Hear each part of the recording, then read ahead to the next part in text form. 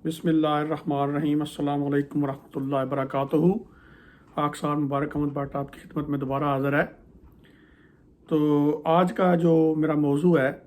वो है कि बाज़ दफ़ा जो टीवी एंकर हैं या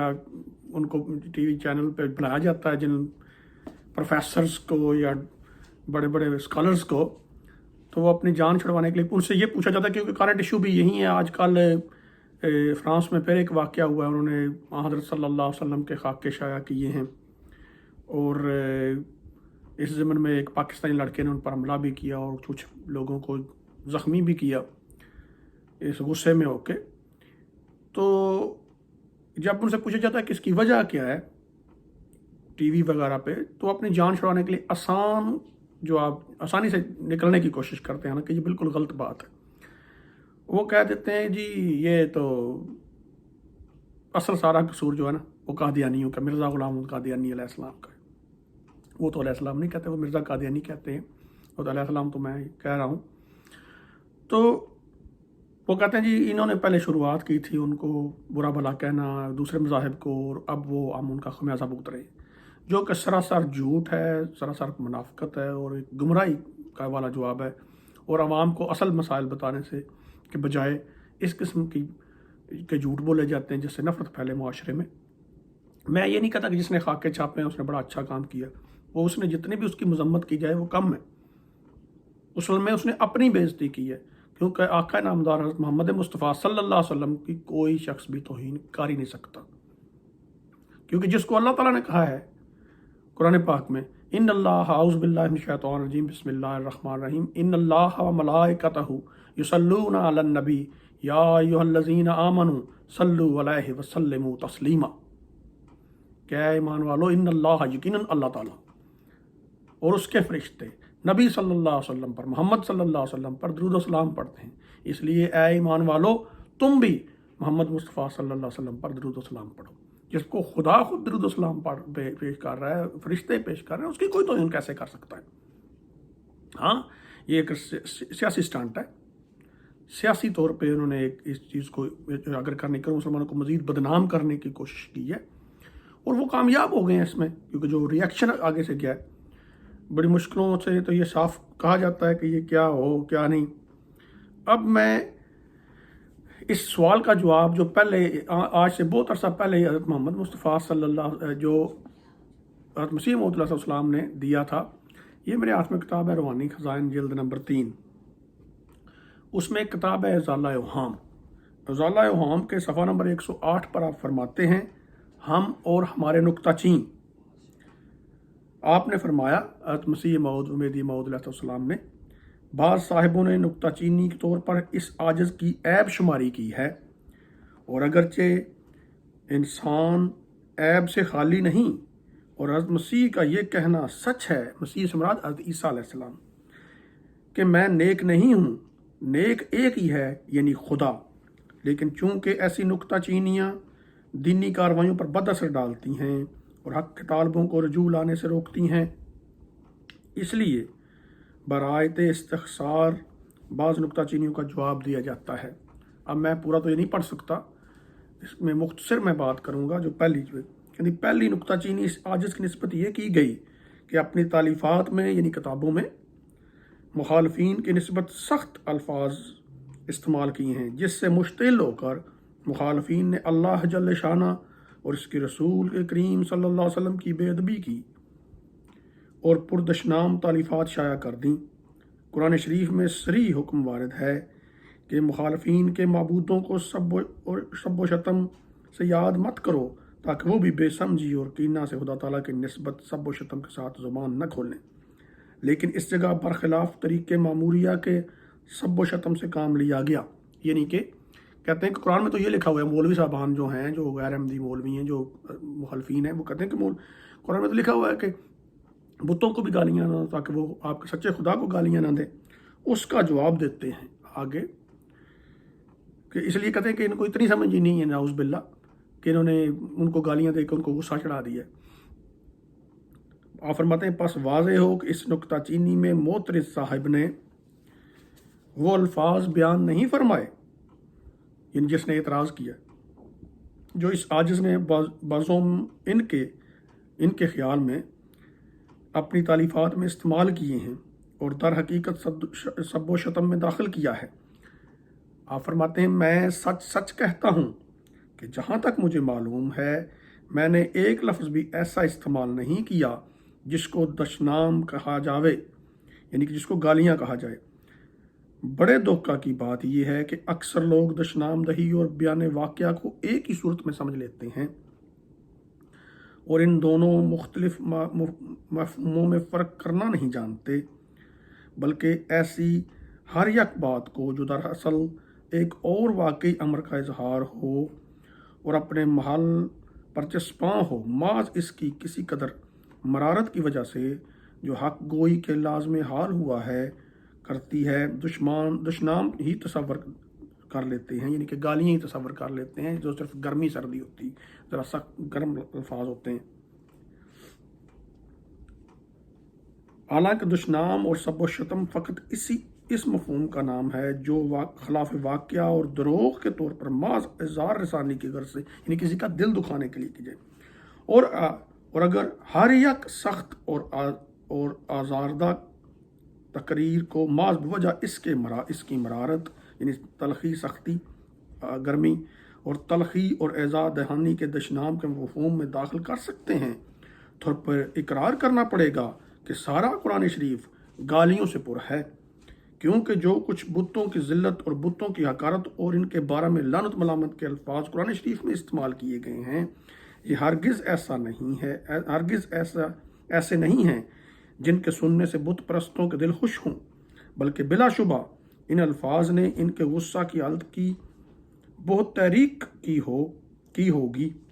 واقعی کفار مکہ یہ کہتے ہیں کہ ان کو ہمارے بتوں کو گالیاں دینا، برا بلا کہنا چھوڑ دیں، محمد کو اے محمد ہم تجھے جھوٹا نہیں کہتے۔ ابو جہل کا یہ قول تھا، ہم تو اس دین کو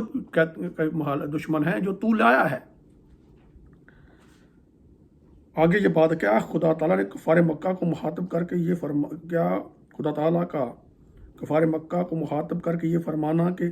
انکم وما تعبدون من دون اللہ حسب اللہ جہنم، معترض کے من گھڑت قاعدہ کے موافق گالی میں داخل نہیں ہے؟ کیا خدا تعالیٰ کا قرآن شریف میں کفار کو شر البریہ قرار دینا اور تمام رذیل اور پلید مخلوق سے انہیں بدتر ظاہر کرنا یہ معترض کے خیال سے دشنام دہی میں داخل نہیں ہوگا؟ کیا خدا تعالیٰ نے قرآن شریف میں واغلظ علیہم نہیں فرمایا؟ اب یہ سارے قرآن کریم کے حوالے دے رہے ہیں۔ کیا مومنوں کی علامات میں اشداء علی الکفار نہیں رکھا گیا؟ کیا حضرت مسیح کا یہودیوں کے معزز فقیوں اور فرسیوں کو سور اور کتے کے نام سے پکارنا اور گلیل کے عالی مرتبہ فرمانروا ہیرودیس کو لومڑی کا نام رکھنا اور معزز سردار کاہنوں اور فقیوں کو کنجری کی ساتھ مثال دینا اور یہودیوں کے بزرگ معتقداؤں کو جو کیسری گورنمنٹ میں اعلیٰ درجہ کے عزت دار اور کیسری دربار میں کرسی نشین تھے، انکری اور نہایت دل آزار اور خلاف تہذیب لفظوں سے یاد کرنا کہ تم حرام زادے ہو، حرام کار ہو، شریر ہو، بد ذات ہو، بے ایمان ہو، احمق ہو، ریاکار ہو، شیطان ہو، جہنمی ہو، تم سانپ ہو، سانپوں کے بچے ہو، کیا یہ سب الفاظ معترض کی رائے کے موافق فاش اور گندی گالیاں نہیں؟ یہ حضرت عیسیٰ علیہ السلام کی بات کر رہے ہیں جو انہوں نے کہا تھا اپنے دشمنوں کو، جنہیں امن کا شہزادہ بھی کہا جاتا ہے۔ عیسائی آج بھی کہتے ہیں کہ وہ امن لے کر آئے تھے۔ ان باتوں سے تو پتہ چلا ہے امن نہیں تھا، اس کا مطلب ہے کہ اس کا مطلب کوئی اور ہی ہوگا۔ اس سے ظاہر ہے کہ معترض کا اعتراض نہ صرف مجھ پر اور میری کتابوں پر، بلکہ در حقیقت معترض نے خدا تعالیٰ کی ساری کتابوں اور سارے رسولوں پر نہایت درجہ کے جلے سڑے دل کے ساتھ حملہ کیا ہے، اور یہ حملہ انجیل پر سب سے زیادہ ہے، کیونکہ حضرت مسیح کی سخت زبانی تمام نبیوں سے بڑی ہوئی ہے، اور انجیل سے ثابت ہے کہ اس سخت کلامی کی وجہ سے کئی مرتبہ یہودیوں نے حضرت مسیح کے مارنے کے لیے پتھر اٹھائے، اور سردار کاہن کی بے ادبی سے حضرت مسیح نے اپنے منہ پر تماچے بھی کھائے۔ یعنی حضرت عیسیٰ علیہ السلام جو تھے ان کو کسی مولوی کے ساتھ کسی جو یہودیوں کا آنکھ بڑا قائم تھا، اس کے ساتھ کوئی ایسی بات کر دی تو لوگوں نے ان کو تھپڑ مارے تھے. اور جیسا کہ مسیح نے فرمایا تھا کہ میں صلح کرانے نہیں آیا بلکہ تلوار چلانے آیا ہوں، سو انہوں نے زبان کی تلوار ایسی چلائی کہ کسی نبی کے کلام میں ایسے سخت اور آزاردہ الفاظ نہیں جیسے انجیل میں ہیں. اس زبان کی تلوار چلنے سے ہر مسیح کو کیا کچھ آزار اٹھانے پڑے. ایسا یزدیہ یا نبی یہودیوں کے فقیوں اور بزرگوں کو سانپوں کے بچے کہہ کر ان کی شرارتوں اور کارسازیوں سے اپنا سر کٹوایا. مگر سوال تو یہ ہے، کیا یہ مقدس لوگ پرلے درجے کے غیر مہذب تھے؟ کیا زمانہ حال کی موجودہ تہذیب کی ان کو بو نہیں پہنچی تھی؟ اس سوال کا جواب ہمارے سید و مولا مادرم و پدرم فدا برا فدا آبادم کہ میرے ماں باپ آپ پر قربان ہوں، یہ فارسی میں لکھا ہوا ہے، حضرت خاتم المرسلین سید الاولین و آخرین پہلے سے دے چکی ہیں. اور وہ یہ ہے کہ جب یہ آیتیں اتریں کہ مشرکین رجس ہیں، پلید ہیں، شر البریہ ہیں، صفحاء ہیں اور ضروریت شیطان ہیں، ان کے معبود وقود النار و حسب الجہنم ہیں، تو ابو طالب نے حضرت صلی اللہ علیہ وسلم کو بلا کر کہا، اے میرے بھتیجے، اب چچا نے بلایا، دشنام دہی سے اے میرے بھتیجے، اب تیری دشنام دہی سے قوم سخت مشتعل ہو گئی ہے اور قریب ہے کہ تجھ کو ہلاک کر دیں، اور قریب ہے کہ تجھ کو ہلاک کریں، اور ساتھ ہی مجھ کو بھی.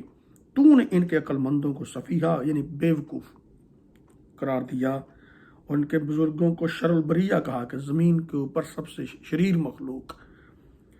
اور ان کے قابل تعظیم معبودوں کا نام حیزم جہنم اور وقود النار رکھا، یعنی کہ جہنم کی چیزیں،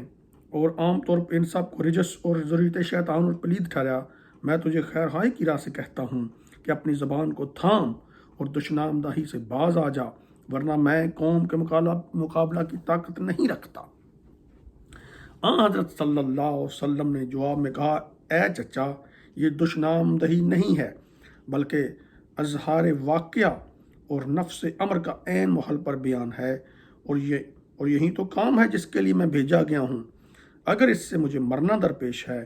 تو میں بخوشی اپنے لیے موت قبول کرتا ہوں. میری زندگی اسی راہ میں وقف ہے. سبحان اللہ، سبحان اللہ. میں موت کے ڈر سے اظہار حق سے رک نہیں سکتا. اور اے چچا، اگر تجھے اپنی کمزوری تکلیف کا خیال ہے تو مجھے پناہ میں رکھنے سے دستبردار ہو جا. بخدا مجھے تیری کچھ بھی حاجت نہیں، میں احکام الہی کے پہنچانے سے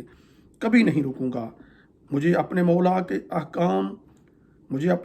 احکام جان سے زیادہ عزیز ہیں. بخدا اگر میں اس راہ میں مارا جاؤں تو چاہتا ہوں کہ پھر بار بار زندہ ہو کر ہمیشہ اسی راہ میں مرتا رہوں. یہ خوف کی جگہ نہیں بلکہ مجھے اس میں بے انتہا لذت ہے کہ اس کی راہ میں دکھ اٹھاؤں. حضرت صلی اللہ علیہ وسلم یہ تقریر کر رہے تھے اور چہرہ پر سچائی اور نورانیت سے بری ہوئی رقت نمایاں ہو رہی تھی. اور جب حضرت صلی اللہ علیہ وسلم یہ تقریر ختم کر چکے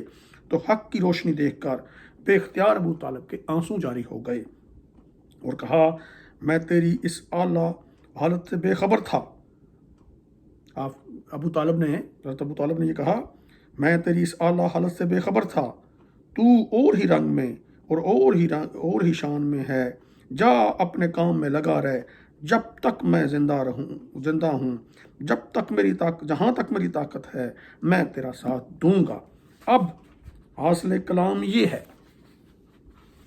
کہ جو کچھ حضرت صلی اللہ علیہ وسلم نے ابو طالب کے اعتراض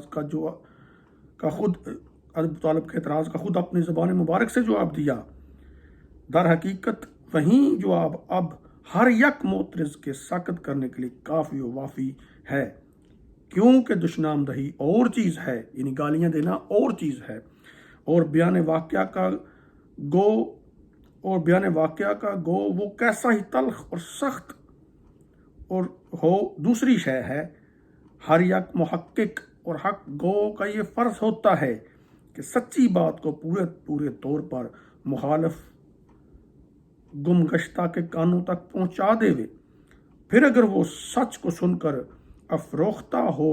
تو ہوا کرے، ہمارے علماء جو اس جگہ لا تسب اللہ کی آیت، یعنی کہ بتوں کو بھی گالیاں نہ دو، بتوں کو گالی نہ دو، بتوں کو برا بلا کرو، پیش کرتے ہیں، فرماتے ہیں میں حیران ہوں کہ اس آیت کو ہمارے مقصد اور مدعا سے کیا تعلق۔ اس آیت کریمہ میں تو صرف دشنام دہی سے منع کیا گیا ہے، نہ یہ کہ اظہار حق سے روکا گیا ہے۔ اب دیکھ لیں اس وقت مولوی خود ایک دوسرے کو کتنی گندی گندی گالیاں دے دیتے ہیں، ایسے الفاظ ہیں جو ایک شریف آدمی کے منہ سے نکل ہی نہیں سکتے، ایسے جن کا میری تربیت جو احمدیہ ماحول میں ہوئی ہے، یا کسی بھی شریف آدمی کے منہ سے الفاظ نکال نہیں سکتے، ایسی گندی باتیں کرتے ہیں، ایسے گندے الزامات ایک دوسرے پہ لگاتے ہیں، اور ایسا انداز بیان ان کا ہے وہ کر ہی نہیں سکتے۔ آپ فرماتے ہیں اگر نادان مخالف حق کی مرارت اور تلخی کو دیکھ کر دشنام دہی کی صورت میں اس کو سمجھ لے وے اور پھر مشتعل ہو کر گالیاں دینی شروع کرے تو کیا اس سے امر معروف کا دروازہ بند کر دینا چاہیے؟ کہ اب جو نصیحت کر رہے ہیں، جو اچھے کام کی طرف بلا رہے ہیں، کیا اس سے باز آ جائیں؟ وہ گالیاں دے رہا ہے تو کیا اس قسم کی گالیاں پہلے کفار نے کبھی نہیں دیں؟ یعنی کہ جو گالیاں دیتے ہیں یہ کافروں کا طریقہ کار ہے۔ آج جس طرح مولوی کہتے ہیں نا کہ جب تک مرزے پہ لعنت نہ ڈالو، ان پہ گالیاں نہ دو، آپ کا ایمان پورا نہیں ہوتا۔ یہ ایمان کا تقاضا کہ نعوذ باللہ مرزا غلام القادیانی پر لعنت ڈالو۔ یہ دیکھ لیں، آپ فرماتے ہیں پہلے کفار نے کبھی نہیں دیں۔ کیا اس قسم کی گالیاں پہلے کفار نے کبھی نہیں دیں؟ حضرت صلی اللہ علیہ وسلم نے حق کی تائید کے لیے صرف الفاظ سخت ہی استعمال نہیں فرمائے، بلکہ بت پرستوں کے ان بتوں کو جو ان کی نظر میں خدائی کا منصب رکھتے تھے اپنے ہاتھ سے توڑا بھی۔ اسلام نے مداحنہ کو کب جائز رکھا، اور ایسا حکم قرآن شریف کے کس مقام میں موجود ہے؟ بلکہ اللہ جل شانہ مداحنہ کی ممانعت میں صاف فرماتا ہے کہ جو لوگ اپنے باپوں اور اپنی ماؤں کے ساتھ بھی ان کی کفر کی حالت میں مداحنت کا برتاؤ کریں وہ بھی ان جیسے ہی بے ایمان ہیں، اور کفار مکہ کی طرف سے عقائد کر کے فرماتا ہے اس بات کو کفار مکہ دوست رکھتے ہیں کہ قرآن پاک میں اللہ تعالیٰ فرماتا ہے سورہ قلم میں کہ آپ نے مداحنت نہیں کرنی، منافقت نہیں کرنی، یعنی اس بات کو کفار مکہ دوست رکھتے ہیں کہ اگر تو حق پوشی کی راہ سے نرمی اختیار کرے تو وہ بھی تیرے دین میں ہاں میں ہاں ملا دیا کریں گے، مگر ایسا ہاں میں ہاں ملانا خدا تعالیٰ کو منظور نہیں۔ غرض آیت قرآنی جو معترض نے پیش کی ہے وہ اگر کسی بات پر دلالت کرتی ہے تو صرف اس بات پر کہ معترض کو کلام الہی سمجھنے کی مس تک نہیں، یعنی کہ عقل ہی نہیں ہے، سمجھ ہی نہیں اتنی ہے، نہیں خیال کرتا کہ اگر یہ آیت ہر یک طور کی سخت زبانی سے متعلق سمجھی جائے تو پھر امر معروف اور نہی عن منکر کا دروازہ بند ہونا چاہیے، اور نیز اس صورت میں خدا تعالیٰ کے کلام کا دو متناقض امروں کا جامع ماننا پڑے گا، یعنی یہ تسلیم کرنا پڑے گا کہ اول تو اس نے ہر یک طور کی سخت کلامی سے منع فرمایا اور ہر یک محل میں کفار کا دل خوش رکھنے کے لیے تاکید کی ہے،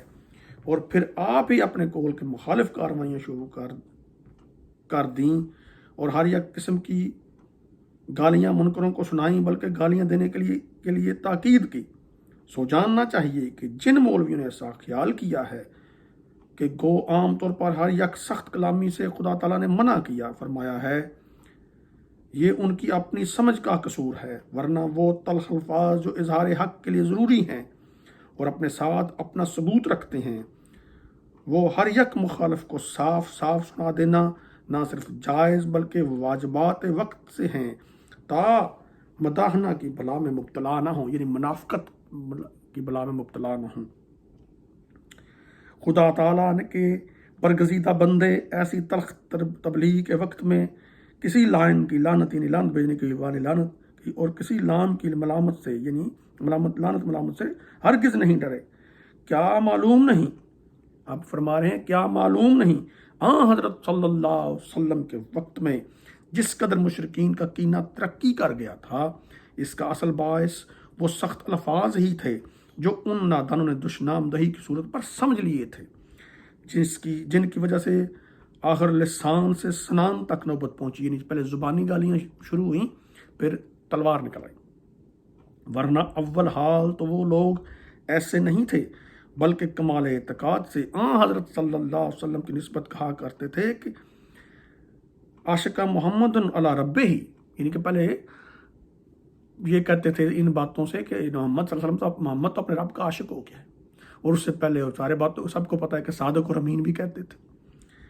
یعنی محمد صلی اللہ علیہ وسلم اپنے رب پر عاشق ہو گئے ہیں۔ جیسے آج کل اب یہ بات اور غور طلب ہے سننے والی، جیسے کہ آج کل کیونکہ ہندوؤں ہمارے ہم زبان ہیں اور کلچر بھی ملتا جلتا، اسپیشلی سب کانٹیننٹل کے جو برصغیر پاک و ہند کے مسلمان ہیں، اور ہندوؤں اور سکھ اور جاٹ اور گجر قومیں، یہ ساری جتنی بھی انہی میں سے آئے ہوئے ہیں، اور راجپوت۔ جیسے آج کل کے ہندو لوگ بھی کسی گوشہ نشین فقیر کو ہرگز برا نہیں کہتے، بلکہ نظریں نیازیں دیتے ہیں۔ یہ بالکل صحیح بات ہے، خود اپنی آنکھوں سے دیکھا ہے میں نے۔ اس جگہ مجھے نہایت افسوس اور غمگین دل کے ساتھ اس بات کے ظاہر کرنے کی بھی حاجت پڑی ہے کہ یہ اعتراض جو مجھ پر کیا گیا ہے یہ صرف عوام الناس کی طرف سے ہی نہیں، بلکہ میں نے سنا ہے کہ بانی مبانی اس اعتراض کے بعض علماء بھی ہیں، سو میں ان کی شان میں یہ تو ظن نہیں کر سکتا کہ وہ قرآن شریف اور کتب سابقہ سے بے خبر ہیں، یعنی کہ وہ قرآن شریف کی تعلیم اور جو پہلی کتابیں تھیں ان کی تعلیم سے بے خبر ہیں، اور کسی طور سے جائزن ہے اور نہ کسی طور پر جائزن ہے۔ لیکن میں جانتا ہوں کہ آج کل یورپ کی جھوٹی تہذیب نے جو ایمانی غیوری سے بہت دور پڑی ہوئی ہے، ہمارے علماء کے دلوں کو بھی کسی قدر دبا لیا ہے۔ اس سخت آندھی کے چلنے کی وجہ سے ان کی آنکھوں میں بھی کچھ غبار سا پڑ گیا ہے، اور ان کی فطرتی کمزوری اس نزلہ کو قبول کر گئی۔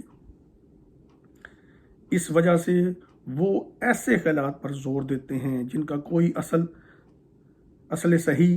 حدیث و قرآن میں نہیں پایا جاتا، یعنی جن کا کوئی ثبوت صحیح حدیثوں اور قرآن میں نہیں پایا جاتا۔ ہاں، یورپ کی اخلاقی کتابوں میں تو ضرور پایا جاتا ہے، اور ان اخلاق میں یورپ نے یہاں تک ترقی کی ہے کہ ایک جوان عورت سے ایک نامحرم طالب کی بکلی دل شکنی مناسب نہیں سمجھی گئی۔ مگر کیا قرآن شریف یورپ کے ان اخلاق سے اتفاق رائے کرتا ہے؟ کیا وہ ایسے لوگوں کا نام دیوس نہیں رکھتا، بلکہ اب یعنی کہ دلال جسے اور عام زبان میں کہتے ہیں، میں ایسے علماء کو یا بے غیرت میں ایسے علماء کو معاذ اللہ متنبع کرتا ہوں کہ وہ ایسی نکتہ چینیاں کرنے اور اپنے خیالات کو دل میں جگہ دینے سے حق اور حق بینی سے بہت دور جا پڑے ہیں۔ اگر وہ مجھ سے لڑنے کو تیار ہوں تو اپنی خشک من تک سے جو چاہیں کہیں، لیکن اگر وہ خدا تعالیٰ سے خوف کر کے کچھ سوچیں تو یہ ایسی بات نہیں جو ان کی نظر سے پوشیدہ رہ سکے۔ نیک بخت انسان کا فرض ہے، فرماتے ہیں نیک بخت انسان کا فرض ہے کہ سچائی کے طریقوں کو آج سے نہ دیوے، بلکہ اگر ایک ادنا سے ادنا انسان کی زبان پر کلمہ حق جاری ہو اور اپنے آپ سے غلطی ہو جائے تو اپنی غلطی کا اقرار کر کے شکر گزاری کے ساتھ اس حقیر آدمی کی بات کو مان لیوے، اور انا خیر و من کا دعویٰ نہ کرے کہ میں اس سے بہتر ہوں، میں سب سے بہتر ہوں، مجھے سے غلطی ہو ہی نہیں سکتی، ورنہ تکبر کی حالت میں کبھی رشد حاصل نہیں ہوگا، بلکہ ایسے آدمی کا ایمان بھی خطرے میں ہی نظر آتا ہے۔ اور سخت الفاظ کے استعمال کرنے میں ایک یہ بھی حکمت ہے کہ خفتہ دل اس سے بیدار ہوتے ہیں، اور ایسے لوگوں کے لیے جو مداحنہ کو پسند کرتے ہیں، یعنی کہ منافقت کو یا رلے مل جل کر رہنا چاہیے، بس بھائی چارہ ہونا چاہیے، ٹھیک ہے، جیسے وہ ہندوؤں میں انڈیا میں ایک ہے نا کہ ہندو مسلم سکھ عیسائی سب بھائی as a citizen of India, وہ تو ٹھیک ہے کہ امن رکھنے کے لیے، مگر جہاں بات ایمان کی ہو تو وہاں نہیں، پتہ ہے ایک تحریک ہو جاتی، جو سخت الفاظ استعمال کریں گے وہ سوچیں گے یار یہ تو ٹھیک ٹھاک تھا، اس کو کیا ہو گیا، وہ تحقیق کرنے شروع کریں گے، بے شک شروع میں وہ تکلیف ہوگی، گالیاں دیں گے، مخالفت کریں گے۔ آپ فرماتے ہیں مثلا ہندوؤں کی قوم ایک ایسی قوم ہے، ابھی میں تھوڑی دیر پہلے یہ بات کر رہا تھا کہ ہم زبان نہیں پہنچتا، ہم اس سے جلدی گھل مل جاتے ہیں، اور بعض دفعہ دوستیاں فیملی تعلقات واسطے بدل جاتی ہیں، دوستوں میں بدل جاتی ہیں، ایک دوسرے کے ساتھ کھانے مرنے جینے پہ بھی آ جاتے ہیں، غمی خوشی میں بھی آ جاتے ہیں۔ فرضاً مثلاً ہندوؤں کی قوم ایک ایسی قوم ہے، اکثر ان میں سے ایسی عادت رکھتے ہیں کہ اگر ان کو اپنی طرف سے نہ چھیڑا جائے تو وہ مداحنت کے طور پر، یعنی منافقانہ طور پر تمام عمر دوست بن کر دینی امور میں ہاں سے ہاں ملاتے ہیں، بلکہ بعض اوقات تو ہمارے نبی کریم صلی اللہ علیہ وسلم کی تعریف و تعصیف اور اس دین کے اولیاء کی مدح و ثنا کرنے لگتے ہیں،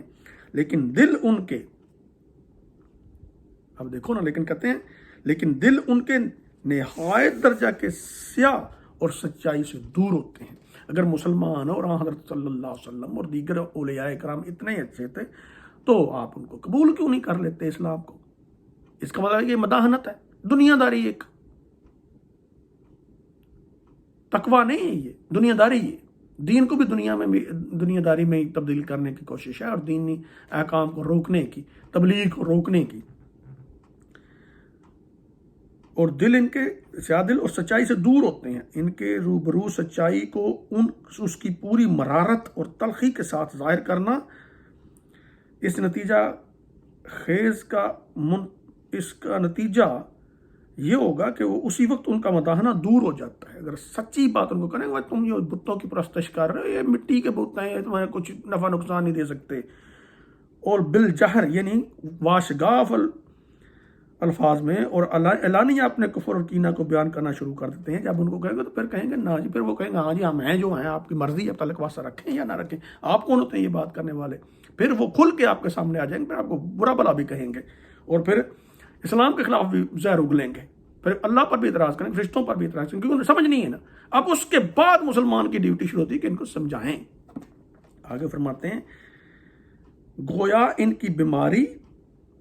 یعنی بالجہر یعنی ہندو اگر آپ ان کو بتوں کو برا بلا کہیں، یہ سمجھیں گے یار یہ کچھ بھی نہیں، واشگاف اور اعلانیہ اپنے کفر اور کینہ کو بیان کرنا شروع کر دیتے ہیں، گویا ان کی دل کی بیماری محرکہ کی طرف انتقال کا تپ ہوتا ہے، ایک بخار ہوتا ہے، انتقال کر جاتی ہے۔ سو یہ تحریک جو طبیعتوں میں سخت جوش پیدا کر دیتی ہے، اگرچہ ایک نادان کی نظر میں سخت اعتراض کے لائق ہے، مگر ایک فہیم آدمی بخوبی سمجھ سکتا ہے کہ یہی تحریک روبہ حق کرنے کے لیے پہلا زینہ ہے، کہ یہی تحریک، یہ جو بات آپ نے، جو نسخہ آپ نے استعمال کیا ہے ان کو تھوڑا سمجھانے کا سیدھے سیدھے الفاظ میں، یہ سچائی کی تحقیق کرنے میں، سچائی کی طرف جانے میں پہلا سیڑھی ہے، پہلی پوڑی ہے۔ جب تک ایک مرض کے مواد مخفی ہیں تب تک اس مرض کا کچھ علاج نہیں ہو سکتا۔ جب تک پتہ ہی نہیں کہ بیماری کیا ہے، اس وقت تک آپ دوائی نہیں دے سکتے، کچھ علاج نہیں ہو سکتا۔ لیکن مواد کے ظہور اور بروز کے وقت ہر یک طور کی تدبیر ہو سکتی ہے۔ انبیاء نے جو سخت الفاظ استعمال کیے ہیں، حقیقت میں ان کا مطلب تحریک ہی تھا، تا خلق اللہ میں ایک جوش پیدا ہو جائے، خواب غفلت سے اس ٹھوکر کے ساتھ بیدار ہو جائیں، اور خواب غفلت سے اس ٹھوکر کے ساتھ بیدار ہو جائیں، اور دین کی طرف حوض اور فکر کی نگاہیں دوڑانا شروع کر دیں، اور اس راہ میں حرکت کریں، گو وہ مخالفانہ حرکت ہی صحیح، اور اپنے دلوں کو اہل حق کے دلوں کے ساتھ ایک تعلق پیدا کر لیں، گو وہ عدوانہ تعلق ہی کیوں نہ ہو۔ اب دیکھ لیں حضرت عمر رضی اللہ تعالیٰ عنہ امیر المومنین، وہ مخالف تھے، پہلے نہیں سمجھ آ رہی تھی، وہ یہی کہتے تھے کہ اس نے نیا کام ایک شروع کر دیا محمد صلی اللہ علیہ وسلم نے، اس نے جھگڑا ڈال دیا نیا ایک، یہ تو کیا ضرورت تھی ایسی باتیں کرنے، اچھے خاصے ہم رہ رہے تھے، اچھا خاصا اس کی اچھا بلا تھا، یہ انبیاء علیہ السلام کو یہ کہتے ہیں اچھا بلا تھا، اس کو کیا ہو گیا اچانک بھائی؟ تو کہتے ہیں یہ ہے اصل میں مسئلہ۔ آپ فرماتے ہیں کہ یقیناً سمجھنا چاہیے کہ دین اسلام کو سچے دل سے ایک ہی دن وہی لوگ قبول کریں گے جو باباس سخت اور پرزور جگانے والی تحریکوں کے کتب دینیہ کی ورق گردانی میں لگ گئے ہیں، اور جوش کے ساتھ اس راہ کی طرف قدم اٹھا رہے ہیں، گو وہ قدم مخالفانہ ہی صحیح۔ ہندوؤں کو وہ پہلا طریق ہمیں بہت مایوس کرنے والا تھا، جو اپنے دلوں میں وہ لوگ اس طرز کو زیادہ پسند کے لائق سمجھتے تھے کہ مسلمانوں سے کوئی مذہبی بات چیت نہیں کرنی چاہیے اور عام ملا کر گزارا کر لینا چاہیے، لیکن اب وہ مقابلہ میں آ کر اور میدان میں کھڑے ہو کر ہمارے تیز ہتھیاروں کے نیچے آ پڑے ہیں، اور اس سید قریب کی طرح ہو گئے ہیں جس کا ایک ہی ضرب سے کام تمام ہو سکتا ہے۔ اب آپ دیکھ لیں، ذرا لمبی ہوگی بات، کہ وہ شاید یعنی کہ وہ شکار ایسا ہے جو تبلیغ کرے گا، جو بحث کرے گا آپ کے ساتھ، وہ جو کرے گا کہ پتہ تو کرنا چاہیے اسلام کا. بہت سارے لوگوں کو ہم نے دیکھا جو پہلے اسلام کے مخالف تھے، جب انہوں نے تحقیق کی، قرآن پاک پڑھا، انبیاء علیہ السلام کی تاریخ پڑھی، اپنی کتابیں پڑھی، تو اپنی کتابوں سے ہی پیش گوئیاں میں ذاتی طور پہ ایسے لوگوں کو جانتا ہوں جنہوں نے انجیل پڑھ کے، بائبل پڑھ کے اسلام قبول کیا. اب جو غیر مسلم ہوتا ہے پہلے تو اس کو یہ بتانا پڑتا ہے نا کہ بھائی اسلام سچا مذہب ہے، قرآن خدا تعالیٰ کا کلام ہے، حضرت صلی اللہ علیہ وسلم سچے ہیں. پھر اس کو یہ ساری اگلی بات بتانی پڑتی ہے کہ یہ پیش گوئی بھی ایک تھی حضرت صلی اللہ علیہ وسلم کی، حضرت مسیح السلام کو ماننے والی، امام مہدی علیہ السلام کے آنے والی. اس لیے یہ کوئی کسی کو گالی نہیں دی گئی، یہ ایک طریقہ کار ہے جو قرآن پاک کے مخالف نہیں ہے، قرآن پاک کے طریقے کے مخالف نہیں ہے، قرآن کریم کے عین مطابق ہے. ہو نہیں سکتا کہ امام وقت ہو اور قرآن پاک اور حضرت صلی اللہ علیہ وسلم کے سنت اطہر کے خلاف جائے. السلام علیکم ورحمۃ اللہ. اگلی قسط میں پھر انشاءاللہ حاضر ہوں گا.